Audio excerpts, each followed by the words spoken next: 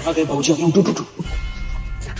बाबूजी नमस्ते। नमस्ते राजू, तुम ऊपर ही आए काम पे, नीचे बैठे हुए हो। और ये कौन है तुम्हारे साथ? बाबूजी ये हमारी धर्मपत्नी है। नमस्ते साहब। हम ऊपर इसलिए नहीं आए ना क्योंकि हमारी धर्मपत्नी को ना आपसे एक बात करनी है। हम इससे पूछे घर में कि क्या बात करनी है, हमको बता दो, हम जाके बाबूजी से एक बार बोल देंगे, लेकिन ये मानी नहीं बात। ये बोल रही थी हम एक बार ना जाएंगे और बाबूजी को एक बार खुद समझाएंगे बात। पता नहीं बाबूजी क्या बात करनी क्या नहीं, इसलिए हम इसको नहीं आए। अब ऊपर तो आ नहीं सकते थे, अच्छा नहीं लगता ना।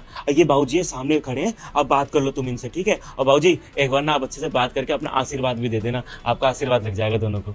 क्या बात करनी है आपको? सर आपको आपके ऑफिस में मैनेजर की जरूरत है ना? हाँ, मैनेजर की जरूरत तो है। आप मुझे रख सकते हैं तो मुझे रख लीजिए। हे, पागल हो गए क्या रे? हैं? क्या बोलते हो बाबूजी का कि तुम हैं? ये कितना बड़ा पोस्ट है, कितना पढ़ा लिखा लोग लगता है उसके अंदर। तुम कहाँ पढ़ी हो, कुछ भी बोलती हो? बाबूजी बात पागल वाली कर रही है ये। हम बात कर रहे हैं ना, 2 मिनट। सर हम ना पढ़े लिखे हैं, हमने ग्रेजुएशन कर रखी है। पढ़ी लिखी हो? हमको तो कभी बताया ही नहीं तुम। हमें तो पता ही नहीं था, हमको लगता था हमारी तरह अंगूठा छाप हो तुम। कभी आपने पूछा ही नहीं, कभी मौका ही नहीं लगा बताने। बेटा, मैं तुझे आशीर्वाद देता हूँ कि अगले सोमवार आने से पहले तेरी एक मन की इच्छा जरूर पूरी होगी। और अगर तू मेरा सच्चा भक्त है तो इस वीडियो को लाइक करके कमेंट में जय भोलेनाथ लिख कर जाना, तेरा दिन अच्छा जाएगा। पर अब पता चल गया ना कि मैं पढ़ी लिखी हूँ, और आपको ये भी नहीं पता कि हमारी शादी भी जबरदस्ती हुई थी। खैर, ये बातें करने का अभी सही टाइम नहीं है। सर एक्चुअली मैं पढ़ी लिखी हूँ, मैंने ग्रेजुएशन कर रखी है, और मैं चाहती हूँ कि आप ये मैनेजर की पोस्ट मुझे दे दें, क्योंकि हमारे घर में हम 4 लोग हैं। ये, मैं और इनके माँ बाबूजी की उम्र हो गई है, अब वो काम नहीं कर सकते।